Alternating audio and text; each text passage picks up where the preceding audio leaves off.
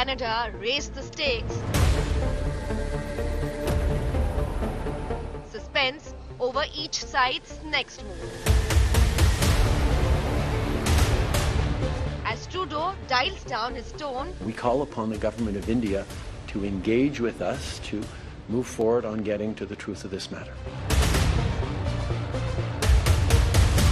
India stands firm, awaits evidence. Trudeau risking Canada's global standing. We are going to continue to do the work necessary to keep Canadians safe and to uphold our values and the international rules-based order. Has Trudeau already started to blink? That is a big focus on 5 Live.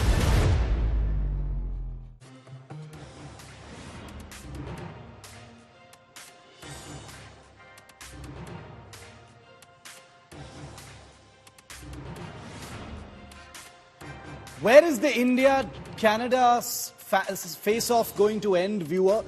Everyone is wondering how much higher the stakes can go between these two democracies. This isn't like any other foreign relations fracas we've seen in a very long time. Two measured democracies where people power speaks, where the two countries are in a battle of wits and brinkmanship. Who's going to blink first? I'm going to get you those updates, but I'm also, as always, as you expect, call out the hypocrisy that's coming in from the West and pointed at India. I'm Shiv, this is 5 Live, these are the headlines. With the women's quota officially through, big celebrations held at the BJP headquarters this morning in Delhi.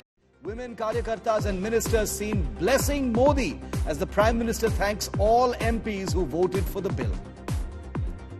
माननीय प्रधानमंत्री जी का अभिनंदन करें, जिन्होंने हम सब सशक्त नारी की चिंता करके देश के चिंतन में हमारी भागीदारिता को सुनिश्चित करने का काम किया है. BJP MP Ramesh Biduri's shameful anti-Muslim remarks against BSP MP Danish Ali sparks a massive furor inside and outside Parliament. After Rajnath Singh's apology, BJP serves a show cause notice. Opposition demands Biduri's suspension. India Today Newsbreak confirmed BJP officially welcomes JDS into the NDA fold ahead of the 2024 battle. BJP and JDS to decide on seat sharing soon. Canadian rapper Shubh remains defiant, clarifies but does not apologize, tries to divert by talking about Punjabiyat and not needing a certificate for patriotism, but does not apologize. Punjabi singers AP Dhillon, Karan Aujla, back Shubh or sort of back Shubh, say don't be influenced by hateful words, but even AP Dhillon is not really taking a stand. India draws the red line for China, slams China for stopping Arunachal Pradesh wushu athletes' entry for the Asian Games. Union Minister Anurag Thakur cancels his scheduled visit to China as a mark of protest.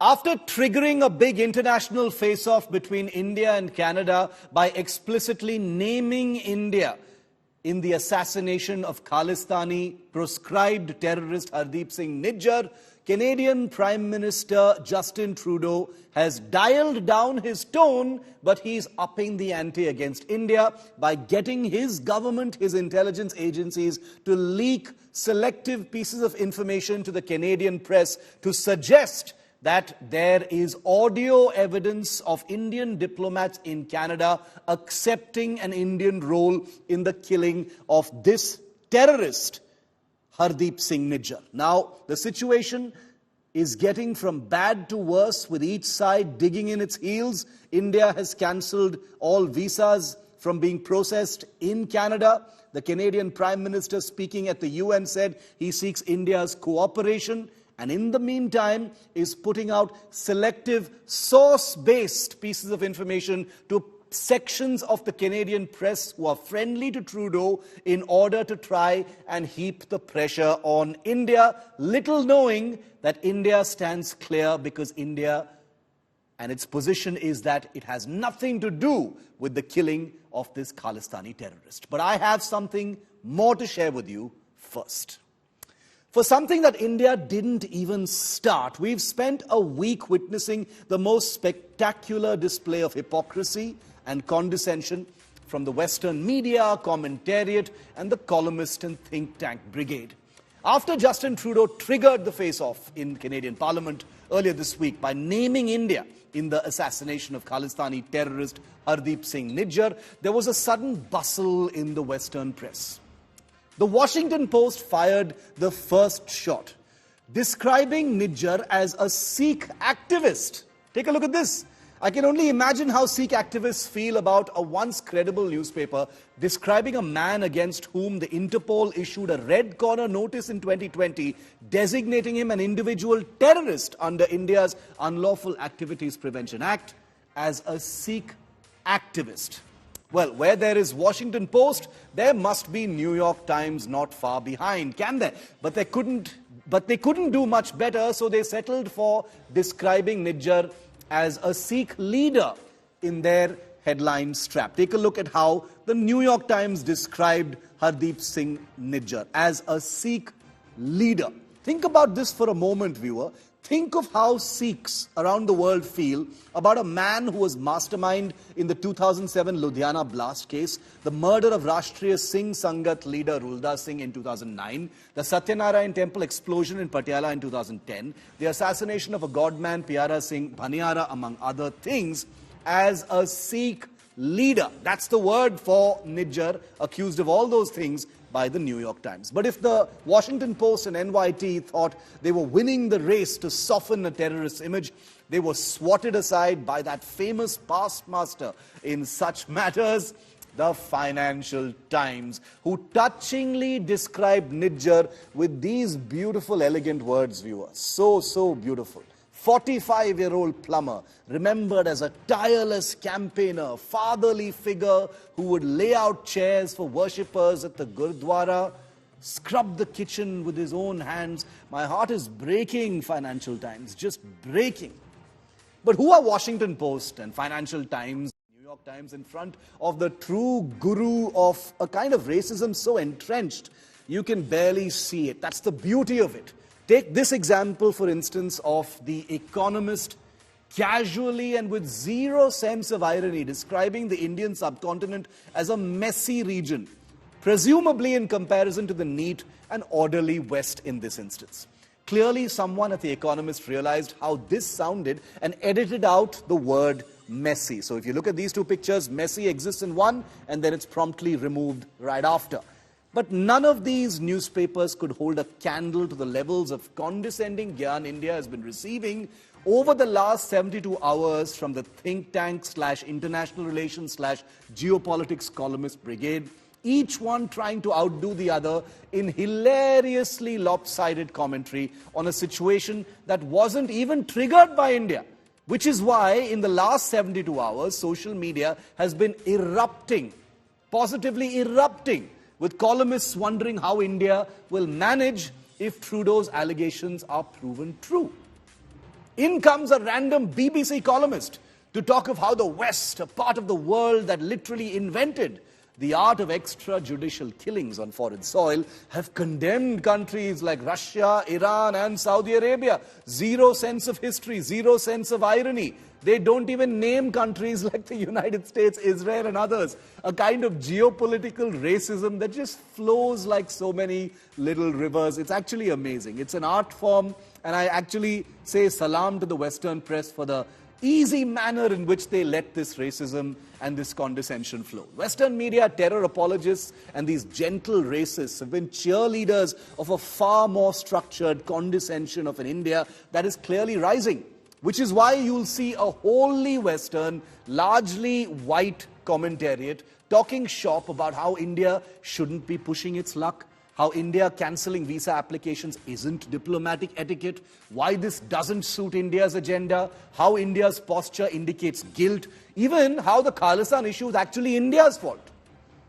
In their urgency to prove a point, however small or big it may be, Trudeau his surround sound warriors and the Western press fail to acknowledge a reality that, viewer, you and I both know has nothing to do with chest-thumping nationalism.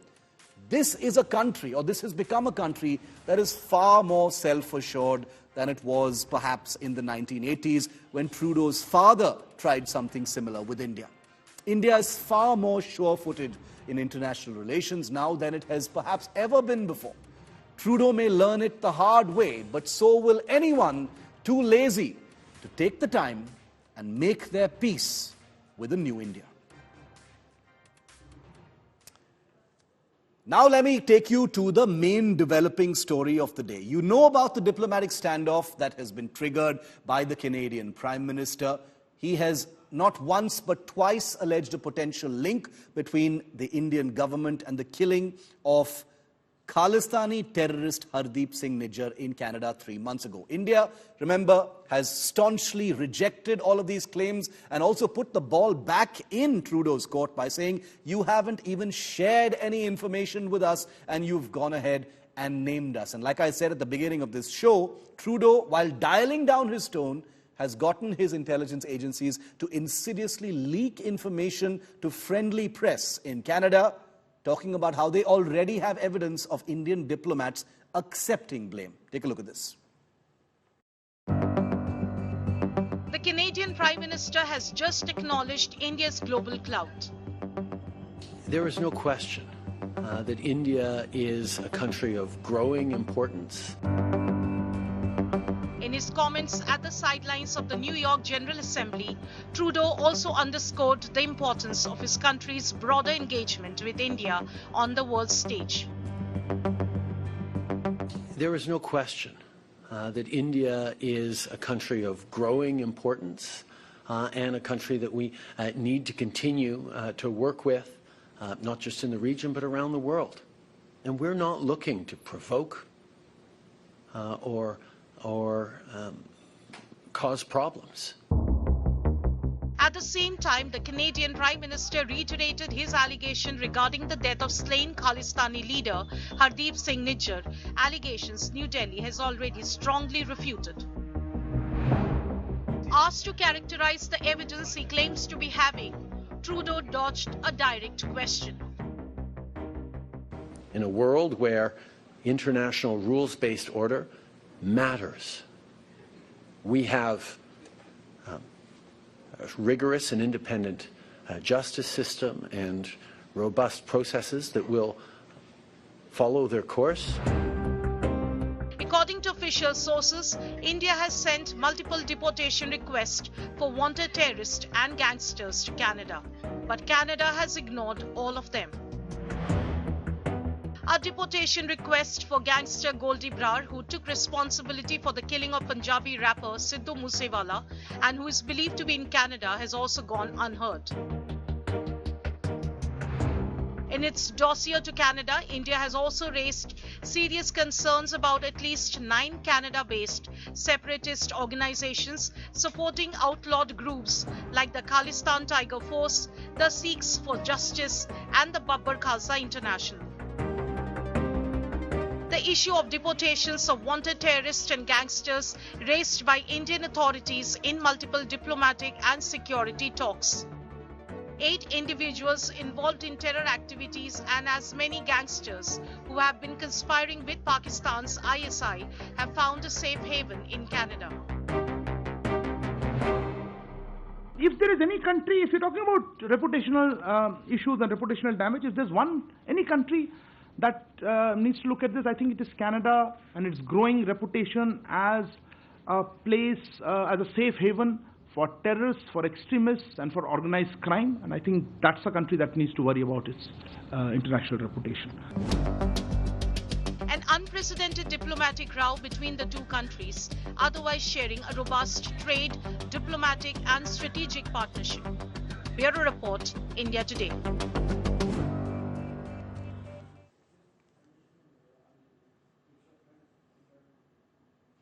Joining me live now for an exclusive first comment on this unfolding story is a person whose comments have gone viral in the past on Indian affairs, Professor Salvatore Bobonis is an American sociologist and also associate professor at Sydney University. Professor Bobonis, always good to have you with us here on India Today. Thank you for your time. I'm going to start right off by asking you, what do you think about what's going on? A lot has taken place between India and Canada since Canadian Prime Minister Justin Trudeau made that link between India and the killing of Hardeep Nijjar. Opening comment from you, Professor.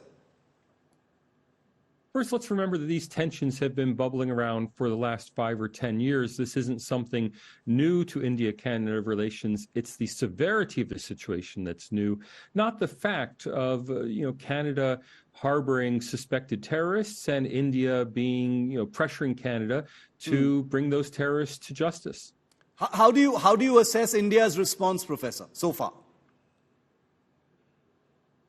Well, India's response has been a bit aggressive, let's be honest. The suspension of visa processing is not something we would ordinarily expect to happen due to a diplomatic spat between countries. It is something that gets ordinary people involved in what we would hope would remain a government-to-government challenge. Yeah. That said, it was Canada who first, fired the first shots, and it was Justin Trudeau who really took inappropriate actions on the floor of his parliament in an environment where he can claim parliamentary privilege. That is, he doesn't have to present any actual evidence. He can simply speak his mind, whether he presents evidence or not. So it's understandable that India's response has been so upset. But that said, it probably does go a little bit too far. Professor, has Trudeau, in your mind, jumped the gun? Because a lot of people think he's overstepped, he's gone out on a limb, he's painted himself into a corner. Why, in your mind, has Trudeau, taken this path? First, let's be absolutely clear. None of us in the commentariat know the truth of the allegations. Whatever our, sense of emotion or national pride may tell us, we simply don't know. That said, it's clear that Justin Trudeau is beholden to not only the Sikh community within Canada, but to a minority of the Sikh community within Canada. That is, he isn't doing this for reasons of foreign affairs or foreign relations. He is taking these actions for reasons of domestic politics. Indians may not be aware that he does not have a majority in his parliament. He relies on votes from a smaller party. So he has 160 seats in his party in parliament. He relies on an additional 25 seats from the New Democratic Party. Now, the New Democratic Party is led by a man named Jagmeet Singh. He is himself Sikh. It's not a Sikh party, but he is himself Sikh. Also, the Liberal Party in Canada again takes a lot of money and organizational power. And to be clear, the organizational power is probably the more important one from Sikh Gurdwaras. Now, obviously, there's no consensus among Canadian Sikhs as to the Khalistan issue or to being anti-India. Yes. But that said, the Khalistanis within the Sikh community in Canada are very aggressive at seeking to influence power, whereas ordinary Sikhs are much less engaged with politics. So, Trudeau is letting himself be driven by internal political calculations instead of, I think, by rational international affairs calculus. Because, Professor, in the Indian mind, and I'm sure you've seen this as well in your conversations, that, the view of Trudeau is being a Canadian leader who has done nothing against repeated provocations. There have been rallies where posters of Indian officials have been put out, practically calling for their murder, which is a clear violation of the law, and yet it is being described as freedom of speech and peaceful protest. So in the Indian mind, Trudeau has done nothing against such elements, including terrorist groups. What you're saying is correct, but if there's something I can offer to Indian audiences, it's contextualization. Justin Trudeau has made a series of odd social faux pas over the last 30 years, including, as a 30-something high school teacher posing in blackface for a party, not posing, but appearing, with his face blacked up at a party, which in the North American context is almost criminal. I mean, it's something that nobody would do. Yet this, 30-something-year-old son of a prime minister, remember his father was also prime minister, thought it was okay to do this at a party. Similarly, he's said things in public regarding India, regarding the Sikh issue. He's been willing to be photographed with known terrorist suspects. That all reflects, I think, a level of judgment that most of us would question. Now, when it comes to somebody like, my own former president, Donald Trump, everyone knows he has questionable judgment. That's widely accepted. And if he does something odd on the world stage, people might attribute that to Trump's poor personal judgment. But most of us don't know Justin Trudeau. We don't think of him as a quote-unquote Trumpian figure. Yet Justin Trudeau also has a long history of poor personal judgment. Professor, I take your point on that about his relations. But if one were to talk about the body language, Trudeau's had a bad year. All of this comes out just right after the G20. We saw what happened in the G20. There was this widespread impression that Trudeau was, sulking. He wasn't in a very good mood. He was being cold-shouldered, etc., and that everything that has followed since then, including him naming India now in Canadian Parliament, actually springs from a personal sense of frustration and having to prove a point. What do you think about that? Again, I think we can contextualize this in a longer history of Justin Trudeau's social faux pas. So remember, his last visit to India was not problem-free. His public dancing, his odd behavior during that visit, all point to someone who really doesn't have a very adult sense of judgment, rather than to somebody who has a nefarious plan of some kind. I think he's a person who simply doesn't have a really good compass, who is being influenced by people in his party and in his coalition partnership, the NDP in Canada, who have their own very strong, very well thought through interests. That is, I think it's more likely to see Justin Trudeau as a lightweight tool of people who have their own agenda, rather than to see some agenda on his own part. Another aspect of this, Professor, is are reports that Justin Trudeau came to the G20 after having failed, quote-unquote, failed to rally his Five Eye partners, which includes the United States and Australia. What do you make of that? Because no one wants to oversimplify a complicated matter, but there is a sense that some of these countries which have independent relationships and independent and expanding relationships, might I say, with India, have refused to get on to that Trudeau wagon as far as unifying and somehow condemning India on this issue where there's no evidence. The Anglosphere press is very gullible. One hopes that the Anglosphere intelligence agencies are not so gullible. Canada may be culturally an important partner for the Anglosphere. Militarily, it is not very important. I think it's worth noting that Canada is a Pacific country, yet it has not been invited to join the Quad, and there's been no mention of it. Canada is a longtime ally of the U.S. and United Kingdom, yet it was not invited to join the AUKUS alliance as Australia was.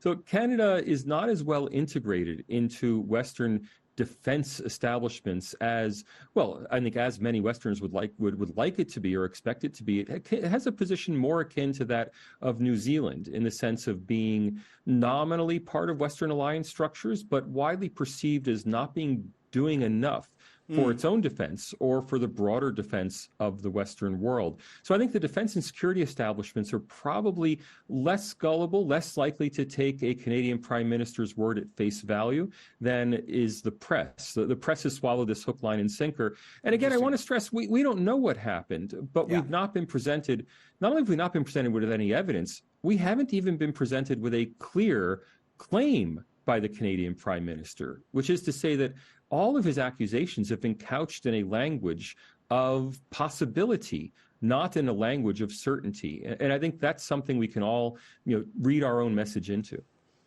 My last question to you, Professor, is, there has been one section which is talking about how this may not be Canada-specific at all. It could be a grand conspiracy for regime change in India. We do know that there are elections in India next year as well. What do you make of that? Would you dismiss something like that? Would you see a larger design as far as regime change is concerned? Not conspiracy in the sense of a group of people acting together, but the effectiveness of a kind of cooperation, if not collaboration, in the sense that, the Western media are very skeptical of India. They are goaded into that skepticism by an aggressive international Islamist media, by human rights activists, by Sikh rights activists. All of these groups have been trying to get the Western media on board with an anti-India agenda. The best India gets in the major Western media is a suspension of condemnation, which is to say that there are figures at major Western news outlets who will say that India is too important to isolate or too important not to work with. That's not the same as them having a strong faith in India's democratic institutions. It's very hard to find that kind of faith anywhere in the Western media.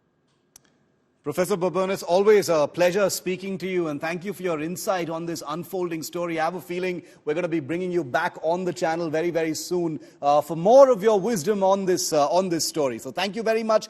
Unique perspective, both from the United States and Australia, and it's something that we value very much. Thank you so much, and see you very soon, Professor. Thank you.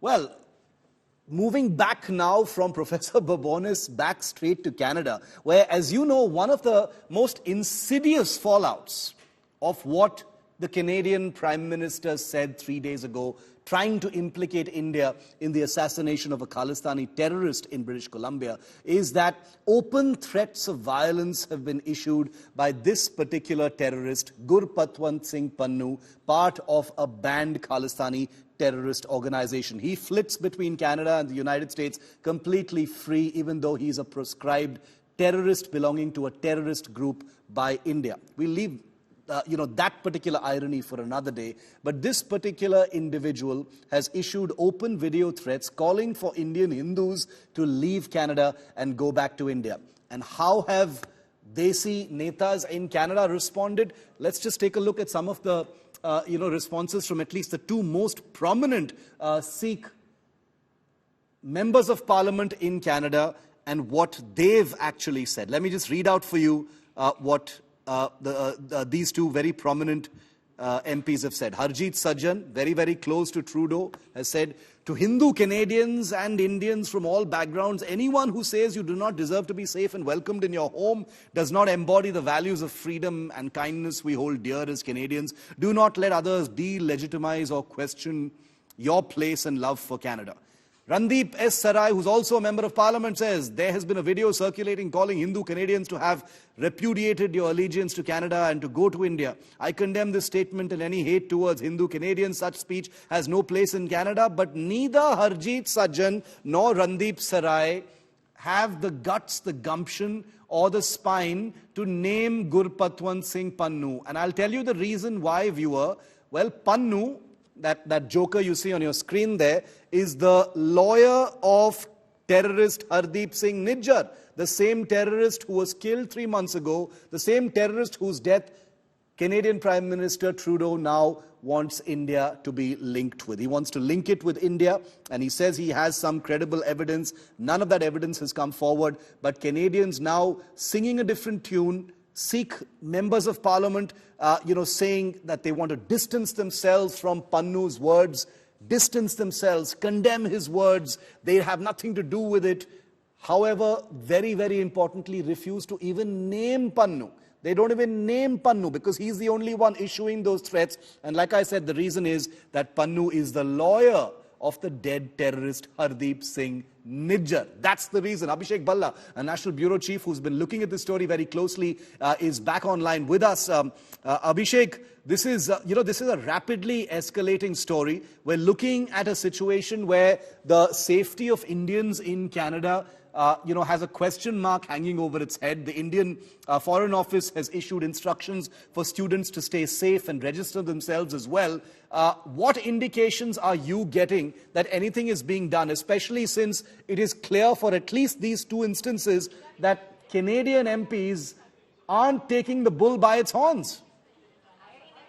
Well, Shiv, it seems the fact that Canadian lawmakers have come out and at least condemned and spoken about this, that this has become some sort of a polarizing factor within Canada, which has some potential to trigger internal disturbances. And that's something that Canada needs to look at very carefully, because as far as the diplomatic row is concerned, of course, it's led to another escalation, especially yesterday when the Indian Ministry of External Affairs said that Canada has become a safe haven for terror, a comparison that can only be made to Pakistan, for which India has used this expression perhaps several times, but not so often for Canada. Second aspect, Shiv, that India has very categorically stated that there is no specific information provided by Canada on the allegations of Indian officials being involved in Nijjar's killing. And having said that, Canada is expecting India to cooperate in the investigation. So Indian officials say that if Canada is seeking any kind of cooperation, they need to give out some details, some specifics, so India can be part of that cooperation. Unless those details are given, the Indian High Commission or Indian officials or the Ministry of External Affairs cannot do much about it. Abhishek, thanks very much for that. What an absolute shame when the lives of people are hanging in the balance with open threats being issued by this joker. You have a situation where elected representatives in Canada only have platitudes to offer the Indian community there. People actually threatening violence against them, saying, if you don't leave Canada, God help you. And you've got MPs saying, oh, we distance ourselves. They don't even name him. Forget about spine. There is no sense of heart also in these Canadian MPs for any Indians. Forget about anything else. Well, these immigrant radicals are far removed from the ground reality in Punjab today. Viewer, remember that as part of the great amounts of, broad stroke propaganda you see on social media, in the mainstream media and elsewhere, people will try and make you think that this is a communal issue. This is not a communal issue. There is no question of Punjabis or Sikhs being painted with any kind of brush. These are a small, tiny minority of the Sikh community. They have nothing to do with true Sikhs. These are Khalistani terrorists who are wanted by the law. All Sikhs, all good Sikhs have nothing to do with these people, and they want to have nothing to do with these people, and they feel aggrieved. They feel aggrieved that they are being lumped with these terrorists sitting in Canada. That's a point I want to make repeatedly, and I will make it repeatedly on every single show I do, that these people are not Sikhs. These people are terrorists, and they will be treated like terrorists. The problem is they're not being treated like terrorists in Canada. These immigrant radicals are far removed from the ground reality in the beautiful state of Punjab today. They carry out referendums in ghettos like Brampton, which only a legitimate government can do, further instigating or trying to instigate the diaspora. Most diaspora don't give a damn about these people. Here's a look at the journey of these dangerous referendums that serve as a backbone to most of these Khalistani terrorist activities. And might I say again, the Canadian government has not moved one finger against such actions.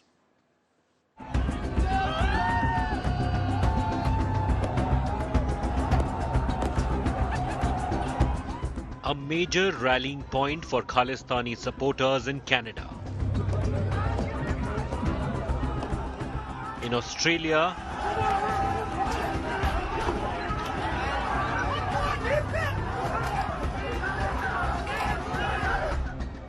in the UK,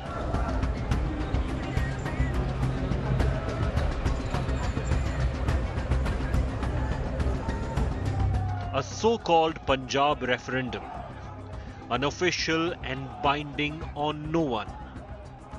A voting exercise aimed at diasporic Sikhs, asking them whether they want the Sikh majority Punjab in India to become a separate Khalistan. The man behind this sham exercise, Gurpatwant Singh Pannun, a lawyer of US and Canadian citizenship, whose Seeks for Justice organization is proscribed by India. Born in Amritsar district, he fled to the US in 2007 after being implicated in a criminal case. The Indian government has designated him a terrorist.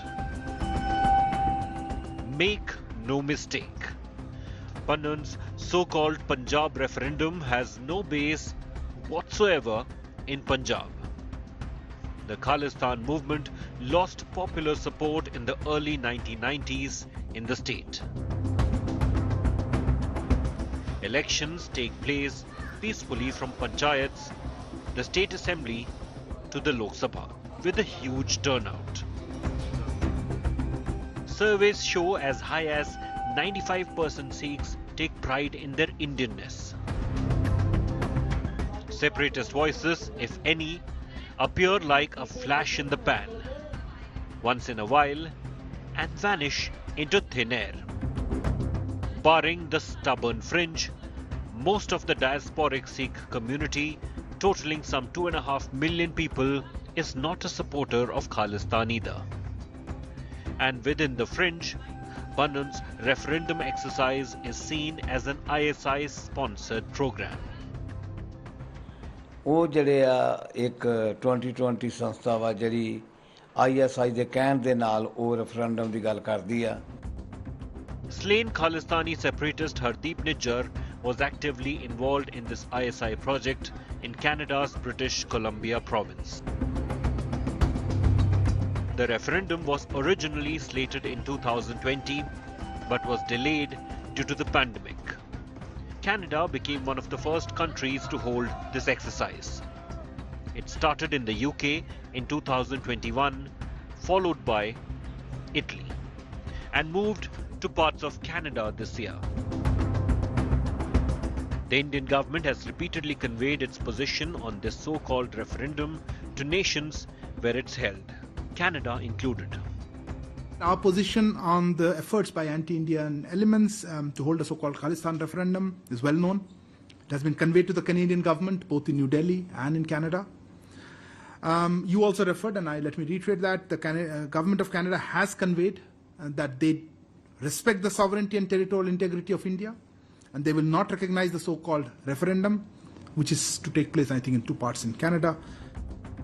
Non-state actors staging a theatre in the name of a referendum, when actual referendums are put forward officially by states, mostly in the West, to vote in support of a proposal or in its opposition. The so-called Khalistan referendum on foreign soil, clearly a farcical project. The unprecedented chill in relations has not only hit India-Canada diplomacy, but also cast perhaps a long shadow on Canadian investments in India and vice versa. Several listed companies favoured by Canadian pension funds are in the red, and other Canadian brands have been facing boycott calls on social media. Take a look at this. Canada has stirred a hornet's nest with an impact seen in Ottawa's investment in India. 3 major Canadian pension funds have invested more than $23 billion in Indian equities and securities market. The largest of them all, Canada Pension Plan Investment Board, owns 2.68% stake in Kotak Mahindra Bank, 2.3% in Zomato, 1.47% in Nykaa, 2.18% in Indus Tower, and around 6% in Delivery. All except Delivery are in the red since the announcement on Tuesday. Huge stakes in Indian markets, but I don't think so it will create any kind of outflow with respect to the fund flow is concerned at this point of time. With respect to the investing is concerned, because with respect to investing strategy is concerned, the money flow always changes where growth is there more than the political standoff that comes in between this journey. Meanwhile, Canada is low on the totem pole as India's trading partner. It's not even among the top 25 list. As an investor, Canada is the 18th largest foreign investor in India with cumulative investments of $3.3 billion in the past 3 years, representing just 0.5% of the total FDI flows into India. The biggest presence is of pension funds and asset management companies. Some of the big Canadian brands in India include Sun Life Financial, which is in partnership with the Aditya Birla Group. Magna International is an auto components company with 13 manufacturing facilities across India. The most visible Canadian brands include McCain Foods, one of the top frozen food players in India, and coffee chain Tim Hortons, which opened its first Indian stores last year. The diplomatic face-off is also being reflected on social media with calls to boycott Canadian brands picking pace. Both McCain and Tim Hortons are getting trolled with Boycott Canada trending on various social media sites. This comes even as Wearables major boat withdrew its sponsorship of Canadian singer Shubh's tour in India, and Book My Show began complete refunds of the ticket to his shows. The singer is a known sympathizer of the Khalistan cause. Bureau Report, Business Today Television. 27 years, 6 occasions in which the bill has lapsed, and history was made last night in India's new parliament with the women's reservation bill being cleared in both the Lok Sabha and then the Rajya Sabha last night. Over 48 hours, this historic bill that successive governments have tried to push through and failed was finally pushed through by this government. Huge celebrations, as you can imagine, have been taking place all through since last night and today, and especially at the BJP headquarters this morning, where workers, ministers, and dignitaries who are part of the BJP structure were seen singing, dancing, raising slogans in excitement outside the party headquarters in Delhi. Top BJP leaders, including party president JP Nadda, Union Minister Nirmala Sitharaman, Smriti Irani, also arrived at the party office to celebrate this historic milestone. There's a long way to go for the implementation of the bill, remember, but the passage alone in both houses of parliament is an achievement by itself. As the Prime Minister arrived, BJP workers, as you can see in those pictures, garlanded the Prime Minister. They touched his head, they blessed him. He bowed his head to them as well. He touched their feet in a symbolic gesture. Women Karyakartas were seen blessing the Prime Minister. Take a look at some of the things that were said there. महिलाओं के इसी कौशल का, उनकी leadership का उपयोग अब आने वाले दिनों में देश को होने वाला है। हमारी संसद में भी नारी शक्ति का महत्व दिखा है। सारे दलों को इस बिल का समर्थन करना पड़ा है। अब मान लीजिए यही लोग हैं जो पहले बिल फाड़ा करते थे, आज उनको बिल को समर्थन करना क्यों पड़ा? क्योंकि देश भर में पिछले 10 साल में महिला एक शक्ति बनकर के उभरी है, और हमने संसद में पहुंचने से पहले देश में सामर्थ्य जुटा दिया ताकि संसद में कोई हिल न पाए। इसका पूरा प्रबंध करके हम सदन में गए। ये आप ही के सामर्थ्य पर भरोसा करके मैं गया था, ये आप ही की शक्ति पर भरोसा करके मैं गया था, और आपकी शक्ति ने रंग दिखा दिया कि सभी राजनीतिक दलों को इस काम में जुड़ना पड़ा।